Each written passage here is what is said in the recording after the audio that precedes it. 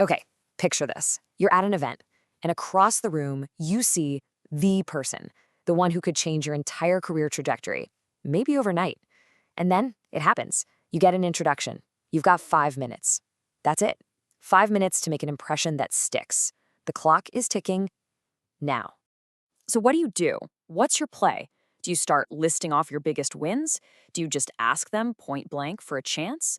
Or maybe you tell them you're a huge admirer of their work. Think about it. Be honest with yourself, because chances are your natural instinct is the very thing that's going to make you fail. And here's why. There is a massive gap between what you think you're projecting and what they actually see. You think you're showing confidence by listing successes. They see someone who's insecure and needs a pat on the back. You think you're being bold by asking for a shot. They just see another person with a problem they don't have time for. And you think you're showing respect by being a fan. They see a follower. And trust me, they are not looking for more fans. They're looking for partners, for allies. So let's just get this straight. This isn't just a friendly chat over cocktails. This is a battlefield of perception. It's a social war.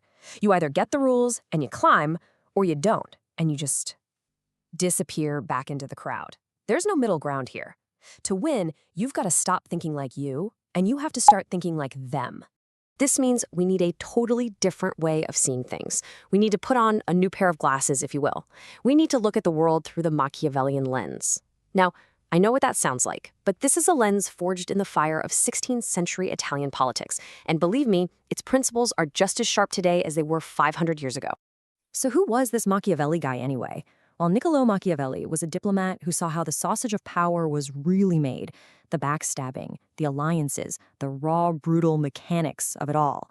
And then he lost everything. He was exiled, stripped of all his influence. So what did he do? He didn't write some fantasy about how power should work. No, he wrote The Prince, a cold, hard manual on how power actually works. It's a playbook for a world driven by results, not by good intentions. And this quote right here, it gets to the very heart of his philosophy. Love, it's emotional, it's unpredictable. But respect is different. Respect is earned through your competence, through your strength. So when you walk up to that powerful person, you're not trying to get them to like you. You are there to command their respect. See, here's the thing about powerful people. They are incredibly busy. They have to make snap judgments. So they sort every single person they meet into one of two boxes. And they do it fast.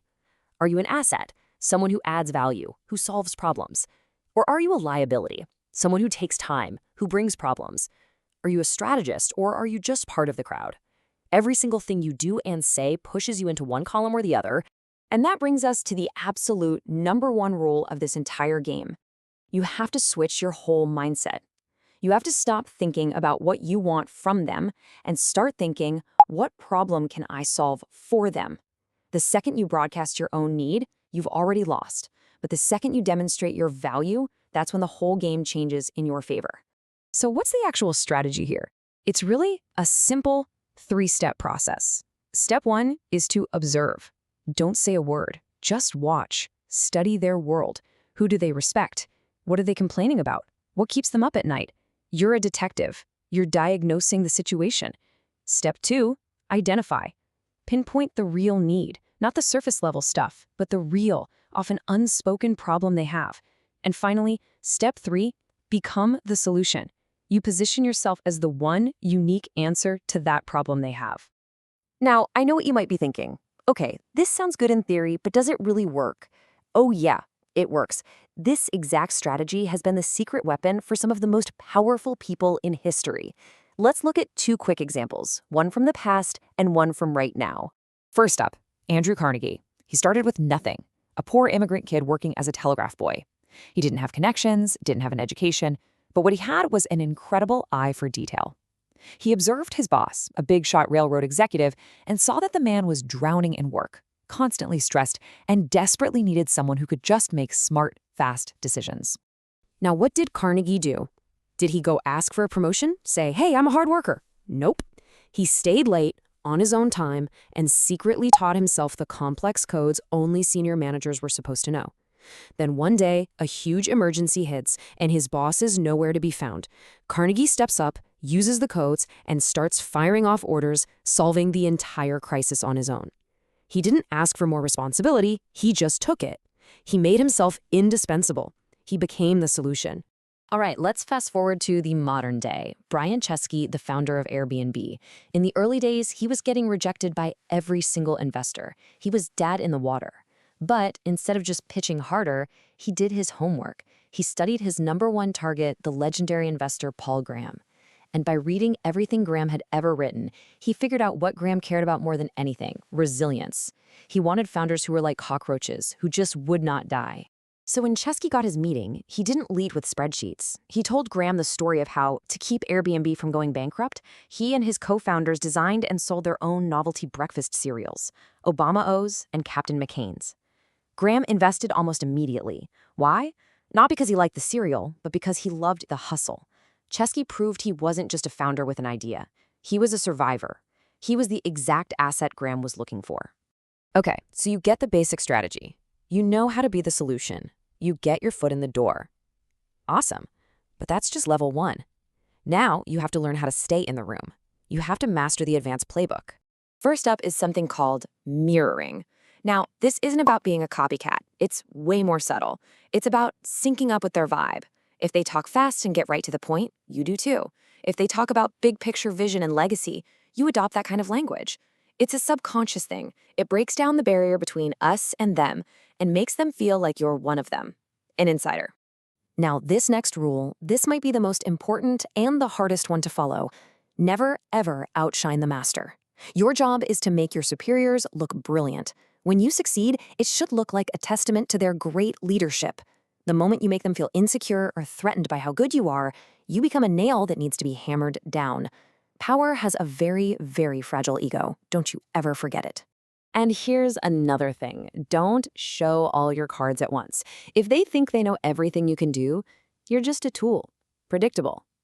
But if you hint that you have other skills, other knowledge, hidden depths, well, now you're not a tool, you're a mystery box. And curiosity, my friends, is a much more powerful hook than just being competent. It keeps them wanting to know more about you. All right, let's talk about the endgame. This is about more than just getting ahead. It's about cementing your position. These are the rules for securing real, lasting influence. Here's a mistake that almost everyone makes. They only focus on the person at the very top. But the true strategist knows the real power is often held by the people around the throne. The executive assistant who controls the calendar, the chief of staff who filters all the information, the boss's oldest friend and confidant. These are the gatekeepers. They control access, and more importantly, they shape perception. Becoming their ally is often more valuable than getting one meeting with the CEO. And that brings us to the final, ultimate rule, the one that underpins everything else we've talked about. You have to walk, talk, and act as if you already belong in the room, even and especially before you actually do. Look, insecurity is like a bad smell. Powerful people can sense it from a mile away and they run from it. When you walk into that room, you can't be looking around for approval. You have to move with a quiet certainty that says, I am supposed to be here. It's not about being loud or arrogant. It's an internal belief that radiates outward. Confidence is a signal that creates its own reality. If you act the part, people start to believe you are the part. So, let's boil this whole thing down. If you walk away with just 3 things, make it these. Number 1, show your value, never your need. You are a problem solver, not a problem haver. Number 2, never ever outshine your master.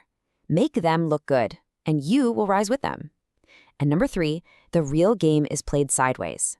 Befriend the gatekeepers, because they hold the real keys to the kingdom. So in the end, it really comes down to this. The world of power has a set of rules. They exist, whether we think they're fair or not. And you have a choice. You can stand on the sidelines and complain that the game is rigged, or you can learn the rules, get on the field, and start playing to win. As Machiavelli figured out 5 centuries ago, perception becomes reality. The only real question left is, what reality are you going to create for yourself?